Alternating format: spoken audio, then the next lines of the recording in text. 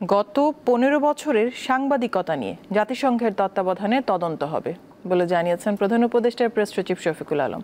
শনিবার broadcast journalist centre বিজেসির পর্যালোচনা সভায় তিনি কথা বলেন। এ সময় গণমাধ্যম সংস্কার কমিশনের সুপারিশ বাস্তবায়নের আহ্বান জানান সাংবাদিকরা।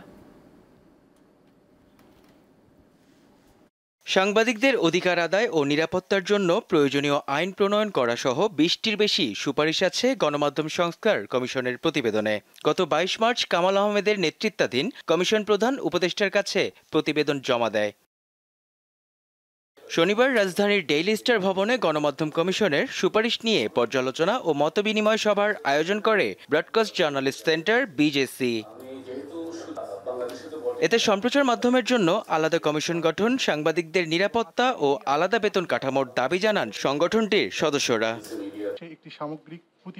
এ সময় কমিশনের দেয়া সুপারিশগুলোর অগ্রাধিকার ভিত্তিতে যতটুকু সম্ভব বাস্তবায়নের আহ্বান জানান জ্যেষ্ঠ সাংবাদিকেরা। যেটুকু আমরা দিয়েছি সরকার সেটুকু অ্যাটলিস্ট প্রায়োরিটি বেসিস কিছু বাস্তবায়ন যদি করত, তাহলে হয়তো বা সংস্কার কমিশন নিয়েও মানুষের মধ্যে এত দ্বিধা সন্দেহ কাজ করত না। যদি নির্বাচন নিয়েই আমরা চিন্তা করতে থাকি, গণমাধ্যম এখন যে অবস্থায় আছে সেই অবস্থার কোনো পরিবর্তন না করে একটা নিরপেক্ষ অবাধ নির্বাচন, অংশগ্রহণমূলক নির্বাচন সম্ভব কিনা।